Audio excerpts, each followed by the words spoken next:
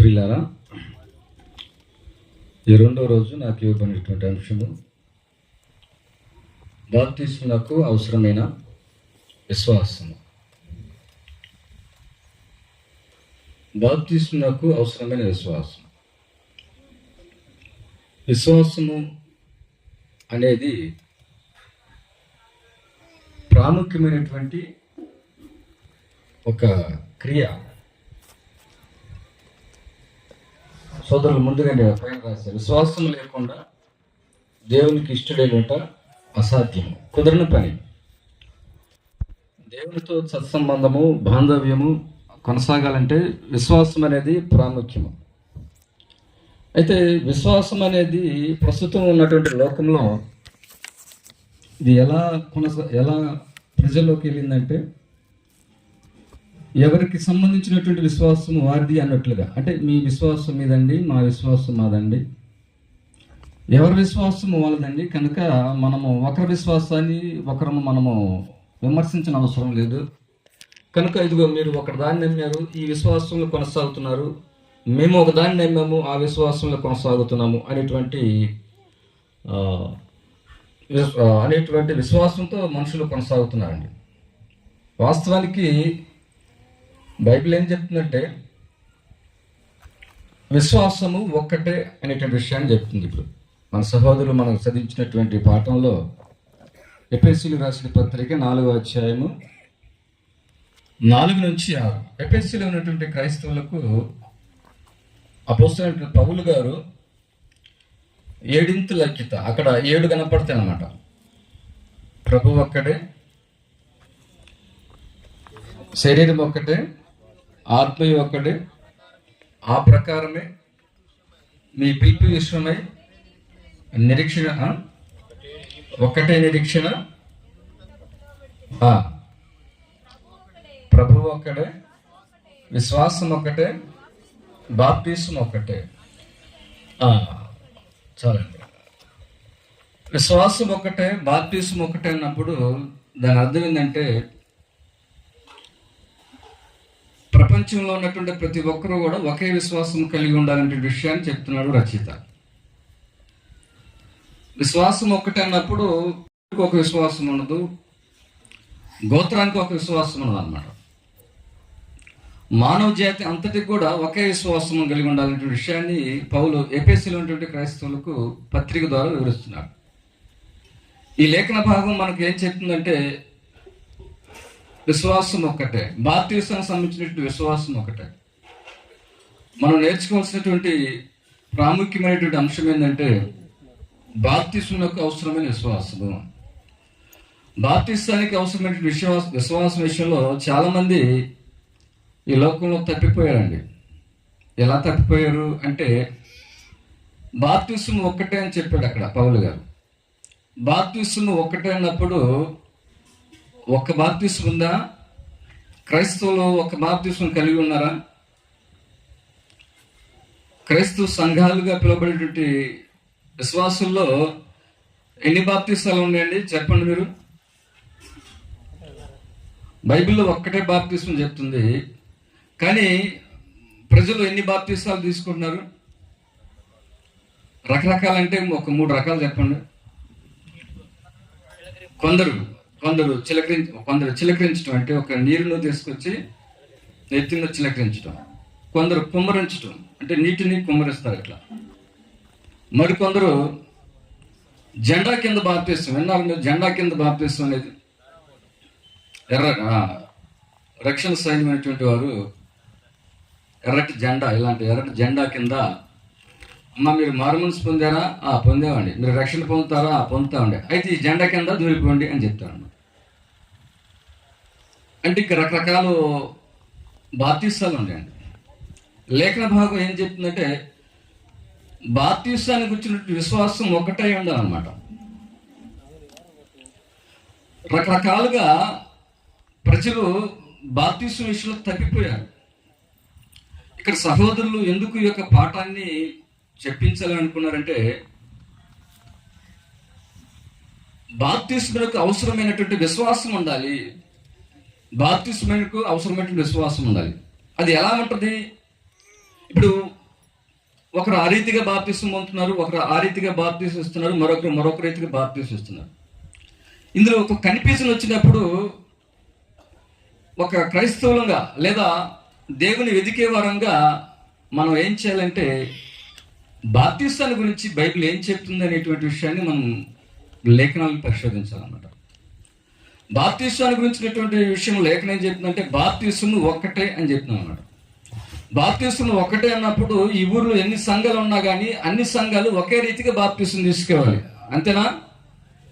అంతేనే కదా. సంఘానికి ఒక బాప్తిస్ము ఉండదు అనమాట.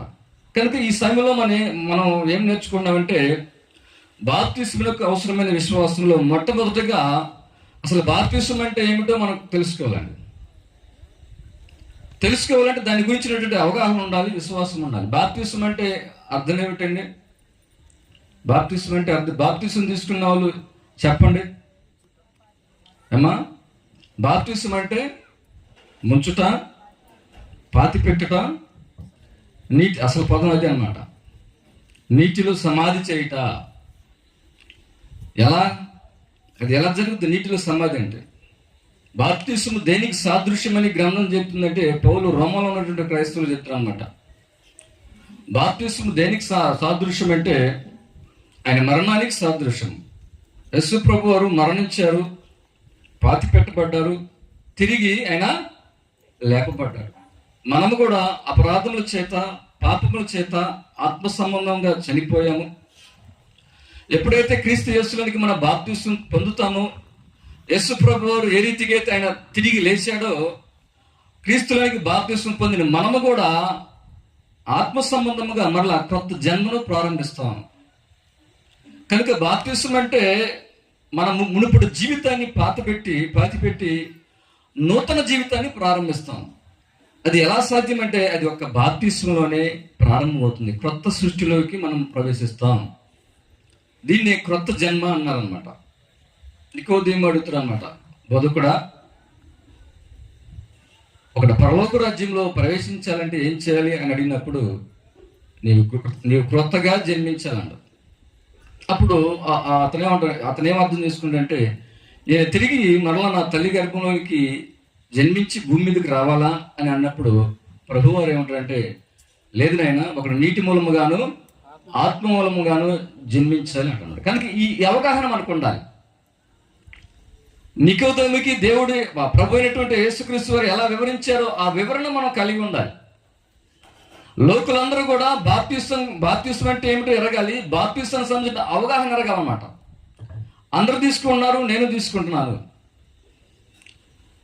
లేదు మా తోటి వారు తీసుకున్నారు, నేను తీసుకుంటున్నాను అన్నమాట. చాలా మంది బాప్తిస్ము ఎలా తీసుకుంటారంటే పెళ్లి కొరకు బాప్తిస్ము తీసుకుంటారండి. పెళ్లి కొరకు బాప్తిస్ము తీసుకునే వాళ్ళు ఉన్నారండి. పెళ్లి కొరకు బాప్తిస్ము తీసుకుంటారు. రెండోది పేరు మార్చుకోవడానికి బాప్తిస్ము తీసుకుంటారు. మూడోది సభ్యత్వం కొరకు బాప్తిస్ము తీసుకుంటారు. ఉదాహరణకి సమాధులు ఉన్నాయి అనుకోండి, సమాధులు ఎవరిని పెడితే వాళ్ళని పెట్టిస్తారా?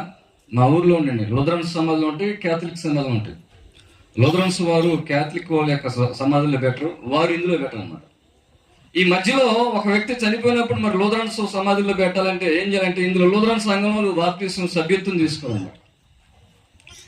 అంటే వారి విశ్వాసం దేని మీద వారు బాప్తిస్ము తీసుకున్నటువంటి విశ్వాసం దేనికి వాళ్ళు లోనైపోయారంటే సభ్యత్వం కొరకు, లేదా సమాధుల కొరకు, లేదా పెండ్లి కొరకు, లేదా సాంప్రదాయం కొరకు బాప్తిస్ము తీసుకున్నటువంటి విశ్వాసంతో చాలా మంది ఇప్పటికీ అలా ఉండిపోయారండి.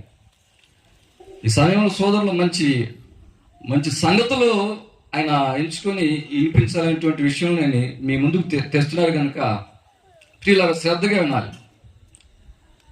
మొట్టమొదటి మనం ఏం నేర్చుకున్నట్టే బాప్తిస్ము ద్వారా నెంబర్ 1 బాప్తిస్ము అంటే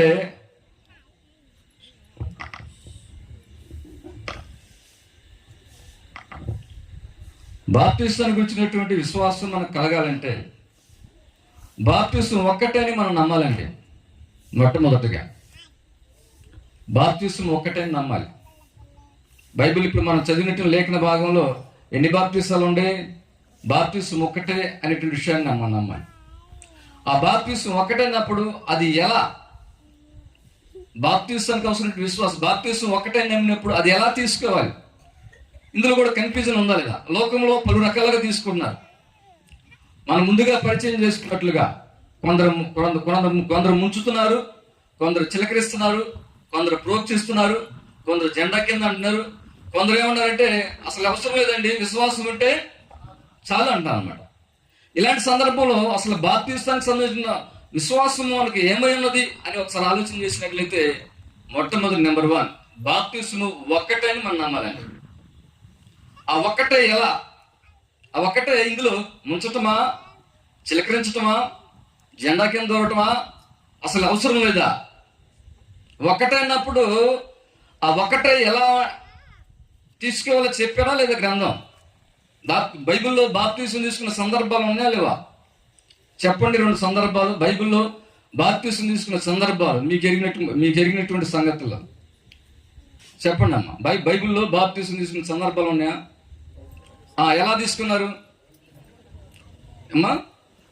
నీటి అంటే యోహాను దగ్గర యేసు ప్రభువు బాప్తిసం తీసుకున్నాడు. ఎలా తీసుకున్నాడు? నీళ్ళ ఎద్దుకు వచ్చాడు, నీటిలోకి దిగారు ఇద్దరు. అప్పుడు యోహాను చేత యేసు ప్రభువు నీటిలో ముంచి మరలా తిరిగి లేకపోయాడు అనమాట. ఇప్పుడు మనకు కూడా అదే వర్తిస్తుందా, లేకపోతే మనం సొంతగా చేసుకోవాలా? ఇప్పుడు యేసు ప్రభువు తీసుకున్నటువంటి రీతిగానే మనం తీసుకోవాలా, లేకపోతే ఈనాడు మనుషులు కొన్ని ప్రవేశపెట్టిన పద్ధతుల ద్వారా తీసుకోవాలా? బాప్తిసం ఎలా తీసుకోవాలి చెప్పాలి. మనకు నమూనా ఏంటి, మనకు మాదిరి ఏంటి? యేసు ప్రభువు తీసుకున్నట్లుగా బాప్తిసం నేడు మనం తీసుకోవాలా, లేదా మన మత పెద్దలు ప్రవేశపెట్టినటువంటి రీతిగా బాప్తిసం తీసుకోవాలా? చెప్పాలి మీరే. ఎలా తీసుకోవాలి చెప్తే మనం ముందుకు వెళ్తాం. ఎలా తీసుకోవాలండి బాప్తిసం నేడు? యేసు ప్రభువు తీసుకున్నట్లుగా. అంటే యేసు ప్రభువు ఎలా తీసుకున్నారు? నీటిలో, అంటే నీటి బాప్తిసం పొందాం అన్నమాట. అలా పొందని బాప్తిసం చెల్లిద్దా నేడు? చెల్లిద్దా? చల్లదంట పాప చెప్తుంది. మీలో ఎవరైనా అలా తీసుకోకపోతే అది బాప్తిసం కాదండి. అది ఎలాగంటే బైబిల్ బట్టి నేను చెప్తాను. తర్వాత బాప్తిసం తీసుకున్న సందర్భాలు పరిశుద్ధ గ్రంథంలో అపొస్తలుల కార్యంలో అన్నమాట. పేతురు 2వ అధ్యాయంలో ప్రసంగించినప్పుడు 3000 మంది బాప్తిసం పొందారు. 3000 మంది ఎలా బాప్తిసం పొందారు? ఎలా బాప్తిసం పొందారు? నీటిలో ముంచబడ్డారు. యేసు ప్రభువు ఏ రీతిగా అయితే బాప్తిసం పొందారో వారు కూడా అలానే బాప్తిసం పొందారు. తర్వాత రథం ఎక్కి యెషయా గ్రంథాన్ని చదువుతూ వచ్చినటువంటి నపుంసకుడైనటువంటి ఐగుప్తీయుడు ఎలా బాప్తిసం పొందాడు? నీటిలోనే బాప్తిసం పొందాడు.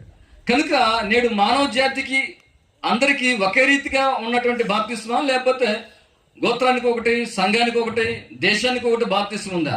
బాప్తిసం ఒక్కటే అంటే దాని అర్థం ఏంటంటే మరో దానికి అవకాశం లేదని.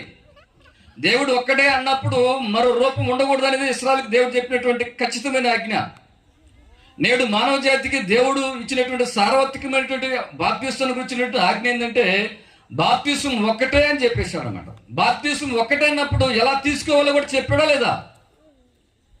ఎలా తీసుకోవాలో కూడా. మనుషులు ఎంత మాయలో పడిపోయాడంటే అండి, మనుషులు కల్పించినటువంటి పద్ధతులకు లోనైపోయారండి. యేసు ప్రభువు ఇలా తీసుకోవాలి, ఇలా నేను తీసుకున్నాను, మీరు కూడా నీతి యావత్తు ఇలా పొందండి అని చెప్పినా కానీ ఆయన బాటలు పక్కన పెట్టేసి ఇదిగో మా సాంప్రదాయం ఇలా తీసుకుంటుంది కనుక మేము ఇలా తీసుకుంటాం, మేము అలా తీసుకుంటాం అని అమాయకంగా మోసపోతున్నారండి. ఈరోజు ఈ పాఠం ద్వారా మనం ఏం నేర్చుకుంటామంటే బాప్తిసానికి వచ్చినటువంటి సరైనటువంటి విశ్వాసం మనకు ఉండాలి. బాప్తిసానికి వచ్చినటువంటి సరైన విశ్వాసం నెంబర్ 1 బాప్తిసం ఒక్కటే మనం నమ్మాలండి. మీరు ఎవరు విశ్వాసం వారు అనేది బైబిల్ ఒప్పుకోదండి. బాప్తిసం ఒక్కటే. ఆ ఒక్కటే ఎలాగంటే నీటిలో ముంచబడటం. తండ్రి యొక్క యేసు ప్రభువు సార్వత్రికంగా అపొస్తలులకి లోకంలోకి వెళ్ళి సర్వ సృష్టికి సువార్తను ప్రకటించి ఎలా బాప్తిసం ఇవ్వాలని చెప్పాడండి. మత్తయి సువార్త 28వ అధ్యాయంలో 20వ వచనంలో ఎలా బాప్తిసం ఇవ్వాలని చెప్పాడు?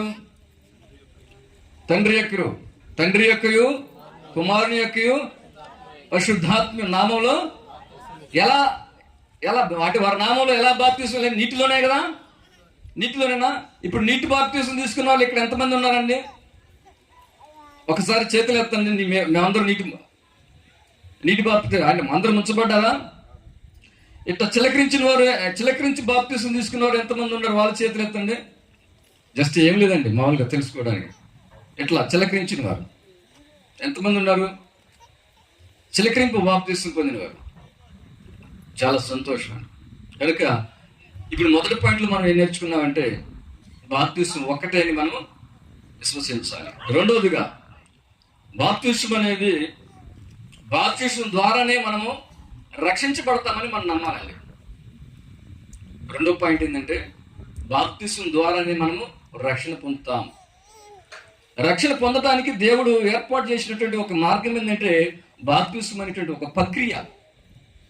రక్షణ అనేది అమల్లోనే ఉంది, కానీ మానవులుగా మనం చేయాల్సినటువంటి ఒక పాత్ర ఉందన్నమాట.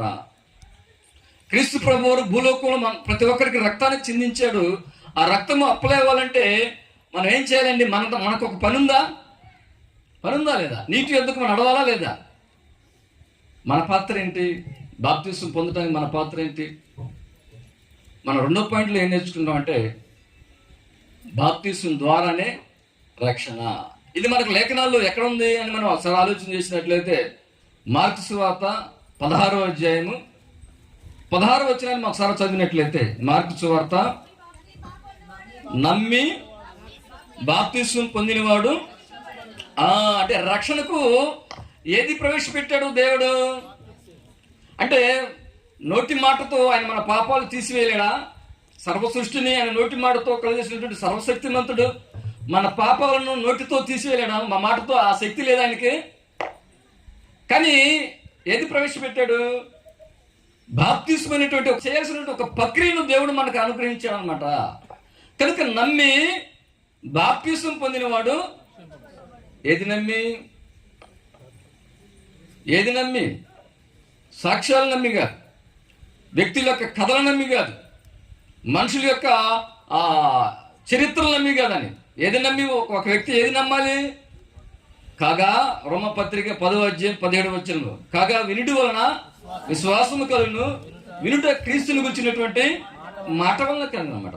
అపోస్తుల గారు 2వ అధ్యాయం 36లో మనం చదువుకున్నట్లయితే పేతురు గారు క్రీస్తుని గురించినట్టు స్వార్థ ప్రకటించినప్పుడు 3000 మంది వారి యొక్క హృదయాలు గుచ్చుబడ్డాయి అన్నమాట.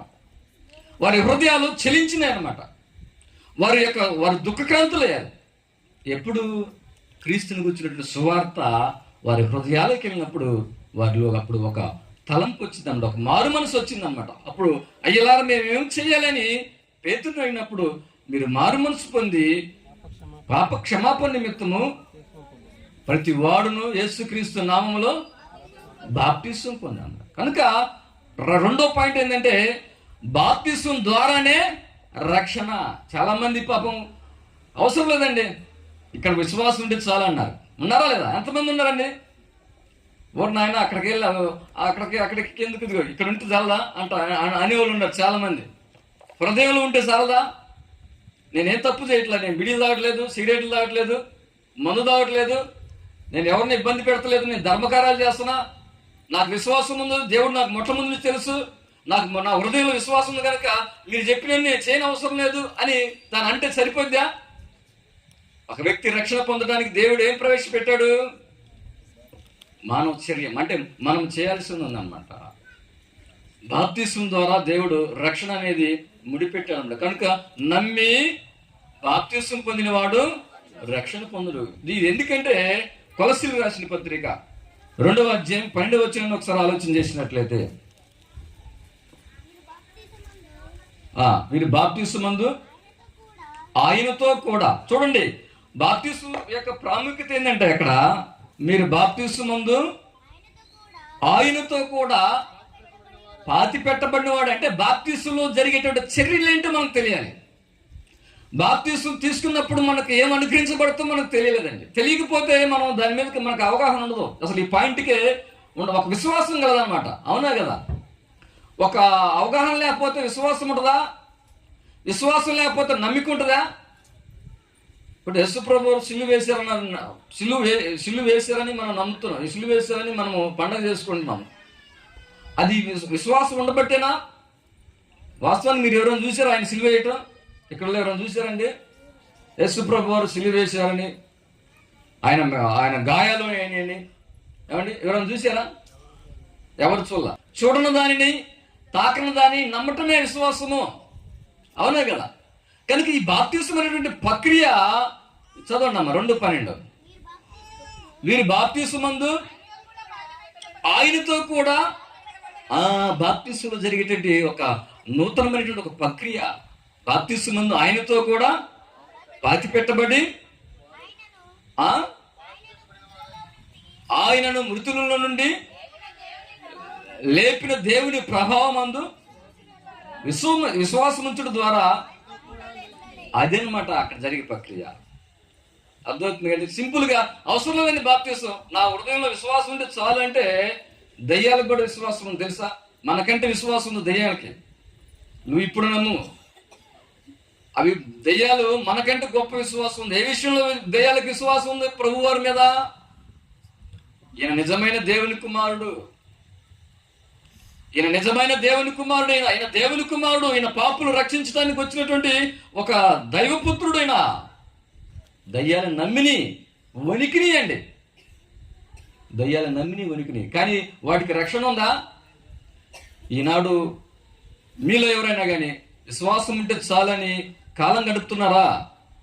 దయ్యాలకి ఏ రీతిగా అయితే రక్షణ లేదో, నేడు అలాంటి ఆలోచన కలిగినటువంటి వారికి కూడా రక్షణ ఉండదని ఈ లేఖనం ద్వారా మిమ్మల్ని హెచ్చరిస్తున్నాను ప్రియులారా. కనుక బాప్తిసము ద్వారానే రక్షణ ఉందని మనం నమ్మాలి. ఇది 2వ పాయింట్. 3వదిగా మనం ఆలోచన చేసినట్లయితే క్రీస్తు నామములోనే రక్షణ ఉందని నమ్మాలని మనం. క్రీస్తు నామములోనే రక్షణ ఉంది.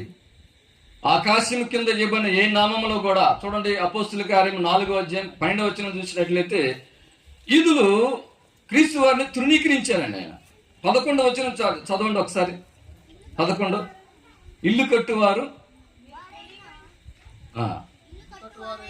ఇల్లు కట్టువారైనా మీరు తృణీకరించిన రాయి ఆయనే. సందర్భం మనం చూసినట్లయితే పేతురు ఎదుటినటువంటి పాఠకులు ఎవరంటే యూదులు అన్నమాట. ఇల్లు కట్టువారైనటువంటి యూదులు తృణీకరించిన రాయి క్రీస్తు వారు. ఆ రాయిని దేవుడు ఏం చేశాడంటే మూలకు తలరాయి చేశాడు అనమాట. మూలకు తలరాయి అంటే ఈయన మాకు వద్దు అని యేసు ప్రభు వారిని యూదులు సిలువేశారు.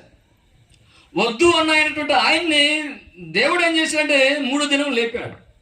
కనుక ప్రతి వాని మోకాలు క్రీస్తు నామము పొందినట్లు దేవుడు ఏం చేశాడంటే మనుషులందరికంటే పైన హెచ్చైనటువంటి ఘనతను ప్రభుత్వించాడు అన్నమాట. కనుక మానవ జాతంతా ఏ నామం రక్షణ పొందాలి? క్రీస్తు నామం అంటే అథారిటీ ఆఫ్ క్రైస్ట్, ఆయన అధికారం కింద, క్రీస్తు యొక్క అధికారం కింద మానవ జాతి రక్షణ పొందాలి. దేవుడు తన కుమారుడైనటువంటి క్రీస్తు వారికి ఇచ్చినటువంటి ఘనత అదనమాట. ఆయన ఎంత తగ్గించుకున్నాడో దేవుడు అంత హెచ్చించాడు అన్నమాట. కనుక మానవులందరూ ఏం చేయాలంటే క్రీస్తు యొక్క అధికారానికి లోబడాలి. ఆయన నామముల కింద రక్షణ ఉన్నప్పుడు ఇక్కడ ఇప్పుడు క్రీస్తుకి పక్కన పెట్టేసి ఎన్ని నామాలు ఉన్నాయండి? మీరు ఎక్కడ రక్షణ పొందారంటే ఇదిగో నేను పలానా ఫెలోషిప్లో రక్షణ పొందా. అయ్యా మీరు ఎక్కడ రక్షణ పొందారంటే ఇది పలానా అయ్యగారి దగ్గర నేను రక్షణ పొందా. ఫలానా ఆ అయ్యగారు అన్నప్పుడు ఆయన యొక్క అధికారం కింద రక్షణ పొందానని నువ్వు ఒప్పుకుంటున్నావు అక్కడ. అవునా కదా? వినపడుతుందండి?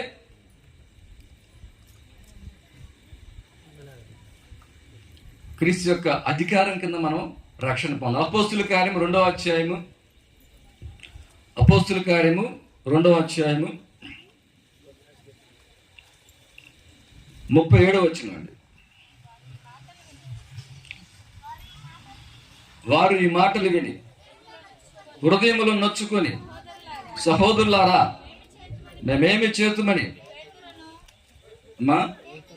పేతురును కడమ అపోస్తులను అడగగా, పేతురు మీరు మారు మనసు పొంది పాప క్షమాపణ నిమిత్తము ప్రతి వాడును యేసుక్రీస్తు నామమున బాప్తిసం పొందాలి. క్రీస్తు నామములోనే రక్షణ పొందాలి అన్నప్పుడు దాని అర్థం ఏంటంటే అండి, క్రీస్తు యొక్క అధికారం కింద మనము రక్షణ పొందాలి.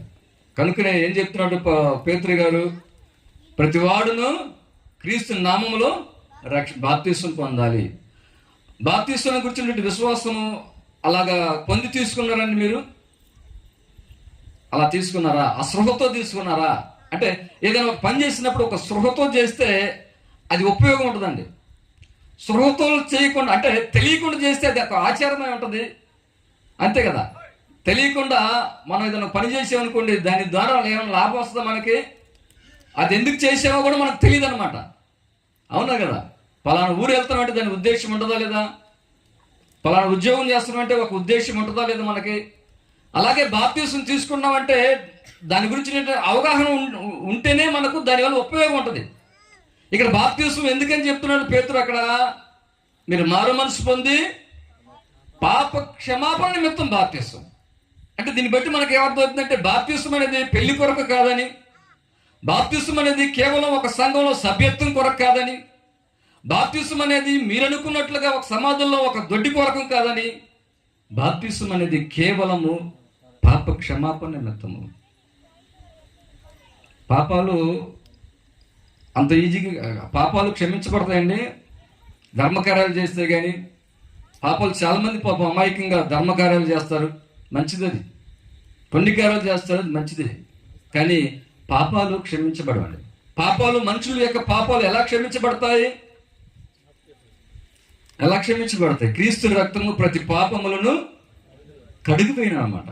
నిర్దోషమైన గొర్రెపిల్ల వంటి క్రీస్తు రక్తం చేత మీరు విమోచింపబడతారని ఎరుగురాని పేతురు తాను ఎదుటినటువంటి రక్షణ పొందినటువంటి క్రైస్తవులకు వివరిస్తున్నాడు.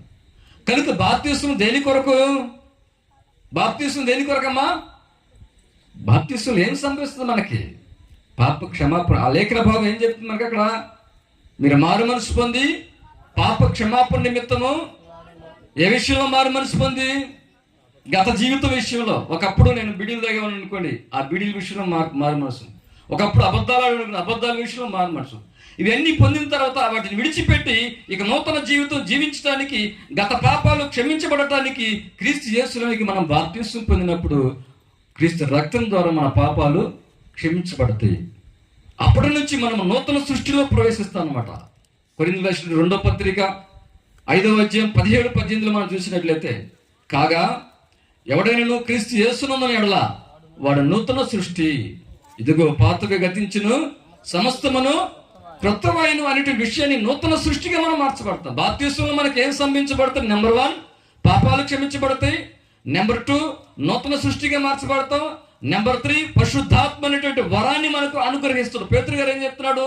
మీరు బాప్తిస్మం పొందిన తర్వాత పరిశుద్ధాత్మను దేవుడు మీకు వరంగా అనుగ్రహిస్తాడు. అంటే బాప్తిస్మం పొందినప్పుడు మనకు ఏం లభిస్తాయో మనకు తెలియలేదు అనుకోండి, మనకేమైనా ప్రయోజనం ఉందా? ఎందుకు బాప్తిస్మం పొందానో నీటిలో మునిగి వచ్చినట్లే తెలుసా?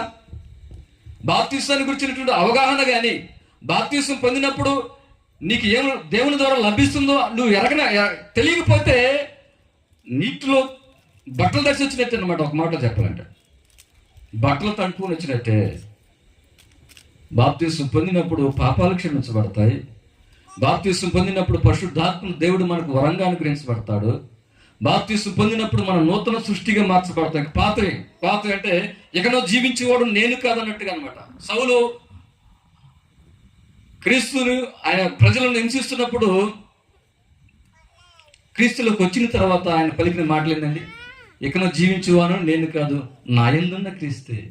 బాప్తిస్మం పొందినప్పుడు క్రీస్తు తర్వాత గలతీ 3వ అధ్యాయం 27 చెప్తా అంటే, క్రీస్తు యేసులోనికి బాప్తిస్మం పొందిన మీరందరూ క్రీస్తును ధరించుకుంటారు. ధరించుకుంటాం అంటే కలిగి ఉండటం అంటే ఆయన స్వభావాన్ని, ఆయన శీలాన్ని, ఆయన గుణాన్ని మనం కలిగి ఉంటాం అనమాట.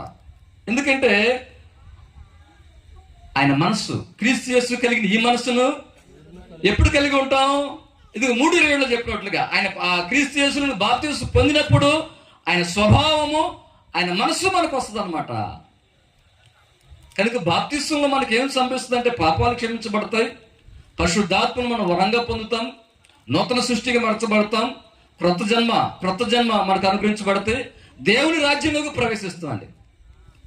సాతాను రాజ్యం అంటే మనము దేవుని రాజ్యంలోకి ప్రవేశిస్తాం. ఎలా ప్రవేశిస్తాం అంటే ఇదిగో ఆయా జాతుల్లోంచి ప్రకటన గ్రంథము 5వ అధ్యాయము 9లో మనం చదివినట్లయితే, ప్రకటన గ్రంథము 5వ అధ్యాయము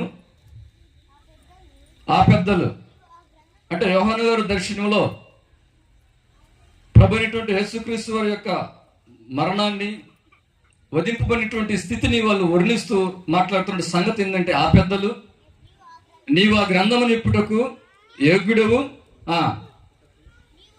నీవు నీ రక్తం ఇచ్చి ప్రతి వంశములోను ఆయా భాషలు మాట్లాడు వారిలోను ప్రతి ప్రజలోను ప్రతి జనములోను దేవుని కొరకు మనుషులను కొని, దేవుని కొరకు మనుషులు కొని మా దేవునికి మనల్ని ఒక రాజ్యముగాను, అది అన్నమాట సంగతి. బాప్తీసం పొందినప్పుడు ఏం చేస్తుంది? క్రీస్తు రక్తం ద్వారా. అంటే ఆయా జాతులు, అంటే ప్రపంచంలో ఎవరైనా కానీ, వారి ధనికులైనా దరిద్రులైనా, ఆయా భాషలు మాట్లాడే ప్రపంచంలో అంటే భూమి మీద ఏ ప్రజలైనా కానీ క్రీస్తు రక్తం చేత కడగబడినప్పుడు వారందరూ ఎక్కడికి వస్తారంటే దేవుని రాజ్యంలోనికి ప్రవేశిస్తారు. దేవుని రాజ్యంలోనికి వచ్చినప్పుడు దేవుడు మనకు తండ్రి ఉంటాడు, ఆయనకి మనము కుమారులుగా కుమార్తెలే ఉంటాం. దేవుడు మనకు తండ్రి అయినప్పుడు తండ్రి ద్వారా మనకి ఏం వస్తుందండి? తండ్రికి ఎంత ఆస్తి ఉంటే ఆయన బిడ్డలకు అంత వారసత్వ హక్కు ఉంటుంది, అవునా కదా? కనుక బాప్తీసం పొందినప్పుడు, దేవుని రాజ్యంలో ప్రవేశించినప్పుడు దేవుని ద్వారా మనకి ఏమొస్తుంది? వారసత్వ హక్కు వస్తుంది, అవునా కదా? అవునండి, అర్థమవుతుందన్నమాట. దేవుని ద్వారా వారసత్వ హక్కు వస్తుంది, అవునా కదా? అంటే దేవుని యొక్క ఆస్తి ఎక్కడుంది? దేవుని ఆస్తి ఎక్కడుంది? ఎక్కడుందండి? పరలోకంలో ఉంది. దేవుడు ఎక్కడున్నాడు? దేవుడు పరలోకంలో ఉన్నాడా? దేవునికి మన ఆయన బిడ్డలైనప్పుడు మన ఆస్తి ఎక్కడ ఉంటుంది? అసలు మన ఇల్లు, మన సొంతూరు ఎక్కడండి? ఇంతకీ మన సొంతూరు తెలియకపోతే ఊరికి పోలేమండి. సొంతూరు మర్చిపోయే ఎవరైనా ఉంటారా భూలోకంలో? సొంతూరు మర్చిపోయే మెంటలో అంటారు, తెలుసా? అవునా కదా? మన సొంతూరు ఏది? అసలు మన సొంత ఇల్లు ఎక్కడా? అది ప్రభు వారు చెప్పారు. 14వ అధ్యాయం యోహాను సువార్త, వీడ్కోలు ప్రసంగం అన్నారు. అక్కడ ఆయన వెళ్తా శిష్యుల యొక్క హృదయాన్ని బలపరుస్తూ, మీరు భయపడవద్దు, మీరు దిగులు పడవద్దు, ఇదిగో నేను తండ్రి వద్దకు వెళ్తున్నాను. చదవండి అమ్మా, యోహాను సువార్త. మీ హృదయములను కలవరపడనీయకుడి, దేవుని యందు విశ్వాసముంచుడి, నా యందును. చూడండి, విశ్వాసము. మన సహోదరుడు మంచి పాయింట్ పట్టుకున్నాడండి. ఇక్కడ మీ హృదయాల్లో పెట్టాలని ఆయన ఎంతో ప్రయాసపడుతుంటే మీరు సమాధానం చెప్పలేదనుకోండి, మీరు దీన్ని గ్రహించలేదనుకోండి, నేను చెప్పే పాఠానికి అర్థం ఉండదు అనమాట. చదవండి, నా తండ్రి ఇంట అనమాట. అంటే అక్కడ మాట్లాడుతుంది ఎవరు? అక్కడ యేసు ప్రభు వారు. ఎవరితో మాట్లాడుతున్నారు? ఆయన శిష్యులతో మాట్లాడుతున్నారు. ఏమని మాట్లాడుతున్నాడు? మీ హృదయాలు కలవరపడకండి. ఎందుకంట? అదిగో నేను తండ్రి వద్దకు వెళ్తున్నాను. వెళ్తే అదిగో అక్కడ ఎవరికట? ఎవరికున్న నివాసాలు, ఎవరికి సిద్ధం? అంటే మన నివాసం తెలియకపోతే మీకు అర్థం కావట్లా. మన నివాసం ఏంటి, మన గూడేంటి, మన ఊరేంటో ఎరగకపోతే మన పరిస్థితి అగమ్య గోచరంగా ఉంటుందండి భూలోకంలో. మోషే ప్రార్థనలో దేవుని వేడుకున్నాడు, ప్రభువా తరతరముల నుండి నీవే మాకు నివాసస్థలము, భూమిని లోకాన్ని పుట్టించుకుమునుపు నీవే మా దేవుడు, నీవు మనుషులను మట్టికి మారుస్తున్నావు నరులరా. అంటే దేవుడు మనుషులు ఎందుకు చంపుతున్నాడో ఆయన ఘనపరుస్తున్నాడు. ఎందుకు మమ్మల్ని మట్టికి మారుస్తున్నాడంటే, ఇది మా ఊరు కాదు, ఇదిగో మా స్థలము, మా పితరులు ఉండేటువంటి స్థలము, తరతరం భూమి పుట్టుక మునిపో ఉండేటువంటి లోకం అది కనుక అందుకు మమ్మల్ని చంపుతున్నావు. దాని అర్థం అదనమాట. కనుక బాప్తిసం పొందిన తర్వాత మనకు ఏమనుగ్రహించబడుతుంటే, మనం నూతన సృష్టిలోకి ప్రవేశించబడతాం, పరలోక రాజ్యానికి వారసులు అవుతాం, దేవునికి పిల్లలుగా ఉంటాం. బాప్తిసం పొందిన తర్వాత మనము పరిశుద్ధ జనంగా ఉంటాము. బాప్తిసం పొందిన తర్వాత దేవుని సొత్తైనటువంటి ప్రజలుగా ఉంటాము. బాప్తిసం పొందిన తర్వాత మనం ఎక్కడుంటాం అంటే క్రీస్తు యొక్క శరీరంలో మనం ఉంటాం అన్నమాట. క్రీస్తు శరీరం అంటే ఇంతకీ బాప్తిసం ఎక్కడ పొందాలండి? బాప్తిసం ఎక్కడ పొందాలి? ఎవరిలోకి పొందాలి? 4వ పాయింట్. బాప్తిసం ఎక్కడ పొందాలి అనేది 4వ పాయింట్ అండి. బాప్తిసానికి వచ్చినటువంటి బాప్తిస్మునకు అవసరమైన విశ్వాసాన్ని గురించి మనం మాట్లాడుకున్నప్పుడు ఒకటే విశ్వాసం మనం కలిగి ఉండాలి. బాప్తిస్ము ఎక్కడ పొందాలి? మనము నీటిలో పొందాలి. Very good.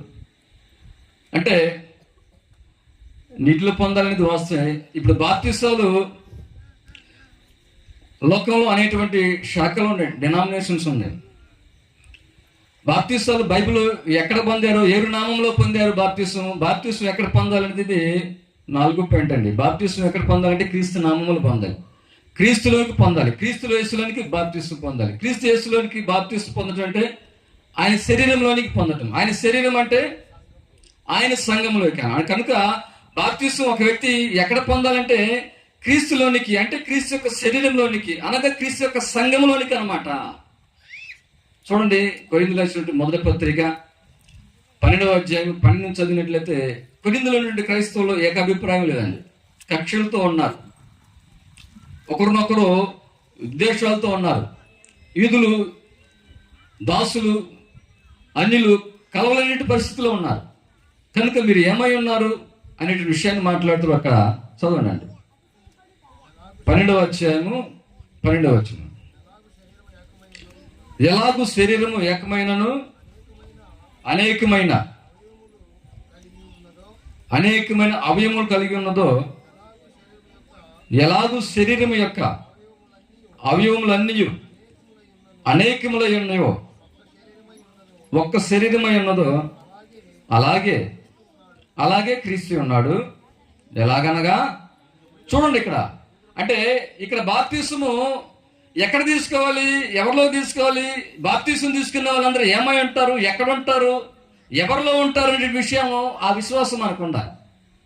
ఒకవేళ యూదుడు బాప్తిసం తీసుకుంటే ఎక్కడ ఉంటుందంటే అక్కడ చదవండి, యూదులమైనను గ్రీసు దేశస్థులమైనను దాసులమైనను స్వతంత్రులమైనను మనమందరము ఒక్క శరీరంలోనికి ఒక్క ఆత్మయందే బాప్తిసం పొందితమని మనమందరము ఒక్క ఆత్మను చెప్తున్నాను అనమాట. అంటే పౌలు ఏం చెప్తున్నాడంటే, ఎవరైనా సరే, అంటే ఏ జాతి వాడైనా కానీ, ఏ కులము అతను అయినా కానీ, ఏ భాష మాట్లాడే వ్యక్తి అయినా కానీ, బాప్తిసం పొందిన తర్వాత వాళ్ళందరూ ఒక్కటై ఉంటారు, ఒక్క శరీరంలో ఉంటారు, ఒక్క సంఘమై ఉంటారు అనే విషయాన్ని చెప్తున్నాను అనమాట. కనుక క్రీస్తు యేసులోనికి మనం బాప్తిసం పొందామంటే ఆయన సంఘంలోనికి మనం బాప్తిసం ఉంది. కానీ ఒక వ్యక్తి బాప్తిసం ఎక్కడ పొందాలండి? క్రీస్తు యొక్క సంఘంలోనికి పొందాలి. క్రీస్తు సంఘం అంటే క్రీస్తు యొక్క శరీరము. సంఘం అంటే ఒక మత శాఖ కాదండి. క్రీస్తు సంఘం అంటే ఒక డినామినేషన్ కాదు. క్రీస్తు సంఘం అంటే ఇది లోకంలో ఉన్నటువంటి ఆ బోర్డు ఈ బోర్డుకి సంబంధించింది కాదు. క్రీస్తు సంఘం అంటే క్రీస్తు యొక్క సొత్తు. క్రీస్తు సంఘం అంటే క్రీస్తు రక్తం చేత కొనబడిన జనము. క్రీస్తు సంఘం అంటే చీకటిలో నుంచి, పాపముల నుంచి విమోచించబడిన ఒక ప్రత్యేకమైన ఒక తెగ. కనుక క్రీస్తు సంఘం అనేది అబ్రహాంకి సంబంధించింది కాదు. మీ హెడ్ ఆఫీస్, మా గన్నవరంలో నన్ను అడిగారు కొత్తగా వెళ్ళినప్పుడు, ఏమంటే మీ హెడ్ ఆఫీస్ ఎక్కడండి అన్నారు. అంటే హెడ్ ఆఫీస్ అంటే నాకు హెడ్ ఆఫీస్ ఏం లేదండి. కాదులేండి, మామూలుగా ఉంటారు కదా మీకు పెద్దవాళ్ళు ఎవరో ఒకరు అంటారు. మా ప్రభువేనండి. సంఘానికి శిరస్సు అంటే అర్థం ఏంటంటే, శిరస్సు ఈ దేహాన్ని కదిలించేది. ఈ దేహాన్ని ఎవరికి ఏది కలిగిస్తుందండి? శిరస్సు దేహము ఏకమై ఉంటుంది అన్నమాట. శిరస్సు లేకపోతే దేహం కదులుతుందా? కనుక సంఘాన్ని బైబిల్ ఏమన్నారు? శరీరం అన్నారు. ఎవరు శరీరం అన్నారు? ఆ శరీరానికి శిరస్సు ఎవరు అన్నారు? కనుక బాప్తిసం పొందిన వాళ్ళు ఎక్కడికి వస్తారు? నేను నిజమైన ద్రాక్షవల్లిని, నా తండ్రి వ్యవసాయకుడు, నాలో ఫలింపుడు ప్రతి తీగను. కనుక ఆయా జాతుల వారి నుంచి ఎక్కడ తీగలన్నీ ఎక్కడికి రావాలి? క్రీస్తులోనికి రావాలి. అప్పుడు క్రీస్తులోనికి వచ్చినప్పుడు ఒక్క తీగలో మనం అందరం అంటుకడపడినప్పుడు తీగ ఒక్కటై ఉంటుంది. అందులో మనము తీగ ద్వారా జీవించబడతాము. బాప్తిసం పొందినటువంటి మనము ఒక్క సంఘమై ఉంటాం అన్నమాట. అర్థమవుతుంది కండి. బాప్తిసం పొందిన వారు ఒక్కటగా ఉన్నారండి. చూడండి, 3000 మంది బాప్తిసం పొందారు పేతురు ప్రసంగం ద్వారా. అపోస్తుల కార్యం 2వ అధ్యాయం 30 నుంచి మనం చదివినట్లయితే, అపోస్తుల కార్యము 2వ అధ్యాయం 30. తొందరగా చదవండి. అతని సమాధి లేదు కదా అక్కడ. 2:39 ఉంచాను. పేతురు 40 నుంచి ఉందాం. ఇంకా అనేక విధమైన మాటలతో సాక్ష్యం ఇచ్చి, మీరు మూర్ఖులకు ఈ తరం వారికి వేరే రక్షణ పొందులని వారు హెచ్చరించును. కాబట్టి అతని వాక్యం అంగీకరించిన వారు బాప్తిసం పొందిరి. ఆ దినమందు ఇంచుమించు 3,000 మంది చేర్చబడి. చూడండి, వీడు అపోస్తుల బోధ ఎందును, సహవాసమందును, రొట్టె విరుచుటందును, ప్రార్థన చేయటందును ఎడతెగకుండా అన్నమాట. అంటే బాప్తీసం 3,000 మంది బాప్తీసం పొందారు, ఒక్కటిగా ఉన్నారు, వాళ్ళు గ్రూపులుగా లేరు. ఇప్పుడు ఎలా ఉన్నారండి? బాప్తీసం పొందినవారు ఒకటిగా ఉన్నారా? ఒకటిగా ఉన్నారా? ఎవరి నామంలోకి బాప్తీసం పొందితే వాళ్ళందరూ కూడా ఒకటిగానే ఉన్నారనమాట. 3,000 మంది ఎలా ఉన్నారు? ఎడతెగక అపోస్తుల బోధ ఎందును, సహవాసమందును. సహవాసం అంటే 3,000 మంది ఒకే సహవాసం కలిగి ఉన్నారా? మీ సహవాసం వేరు, మా సహవాసం వేరు అని విభజనతో ఉన్నారు వాళ్ళు 3,000 మంది. 3,000 మంది 3 ముక్కలు అయ్యారు అక్కడ. మరి నేడు ఎందుకు లేదు ఇక్కడ? నేడు ఈ రోడ్లు ఎన్ని ఉన్నాయండి? ఇక్కడ ఎన్ని ఉన్నాయి? ఇక్కడ ఈ ఊర్లో ఎన్ని సంఘాలు ఉన్నాయి? చాలా ఉన్నాయి.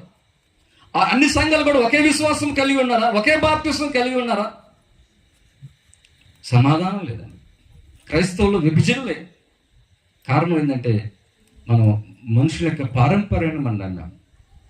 లేఖనం ఏం చెప్తుందంటే బాప్తిసం పొందిన ఒకటిగా ఉన్నారు. యేసు ప్రభువు ఒక దొడ్డి అన్నాడా, లేకపోతే ఎవరి దొడ్డి వాళ్ళు అన్నాడా? యోహాను సువార్త 10లో నేను గొర్రెలకు ప్రధాన కాపరిని, నా గొర్రెల కొరకు నేను ప్రాణం పెట్టి వచ్చున్నాను, నా గొర్రెలు నా స్వరమీలను, అవి నేను వెంబడించును, అవి ఒక దొడ్డిగా ఉంటాయి, నేను వాటికి కాపరిగా ఉంటాను అని చెప్పేసాను. ఇప్పుడు ఒక దొడ్డి ఉందా ఆయన పేరట వేల కొలది దొడ్లోనే అండి. ఇది వాస్తవా విమర్శ? వాస్తవా విమర్శ అండి. క్రీస్తు పేరట ముక్క చెక్కలైపోయి ఎన్ని సంఘాలు ఉన్నాయండి. అలా చెప్పాడా? ఆయన ఏమన్నా దొడ్డి ఒక్కటే అంటే మంద ఒక్కటే, దానికి కాపరని ఒక్కటేనాడు. కనుక యేసు పేరట ఈ భూలోకంలో ఎంతమంది ఆయన వెంబడించినా అందరూ ఒక్కటిగానే ఉంటారు, ఐక్యతగా ఉంటారు. కాపరంటే ఆయన యొక్క అధికారం కింద ఉంటారు అనమాట. మనుషుల యొక్క అధికారం కింద ఉండడు. ఆ దొడ్డికి ఆయన ఉన్నప్పుడు ఏ మనుషులు కూడా ఆయన స్థానంలో నిలబడకూడదు అనమాట. అక్కడ ఈ సంఘానికి ఆయన కాపరి అన్నాడు అనుకోండి, ఇంక యేసు ప్రభువుని పక్కన పెట్టినట్టు. అక్కడ కాపరి ఒక్కడని చెప్పేసాడు ఆయన. అక్కడ ఈయన కాపరి అంటే ఇక ఈయనేమైపోయాడు? అది కాదు విశ్వాసం.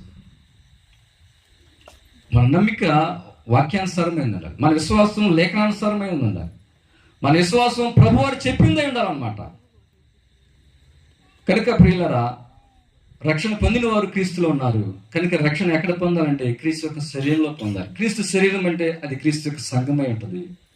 చివరిగా ఎప్పుడు బాప్తీసం తీసుకోవాలండి? బాప్తీసానికి వయసు ఎంత? ఏ వయసులో బాప్తీసం తీసుకున్నారు? చాలా మంది అడిగారు నన్ను, సహోదరులు కూడా కోరుకున్నారు. ఏ వయసులో బాప్తీసం తీసుకోవాలండి?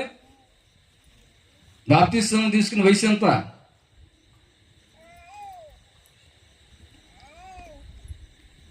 ఎప్పుడు బాప్తీసం తీసుకోవాలంటే మేలు కీడులు వివేచించేటువంటి జ్ఞానేంద్రియాలు కలిగినప్పుడు. మేలు కీడులు అంటే పాపానికి నీతికి తేడా తెలిసినప్పుడు అన్నమాట. ఏది తప్పో ఏది కీడో. అవునా కండి? పిల్లలకి, చిన్నపిల్లలు ఉన్నారు, కరెంటును గురించినటువంటి ప్రమాదం పిల్లలకు తెలిసిద్దా? కరెంటు షాక్ కొట్టిద్దని పిల్లలకు తెలిసిద్దా?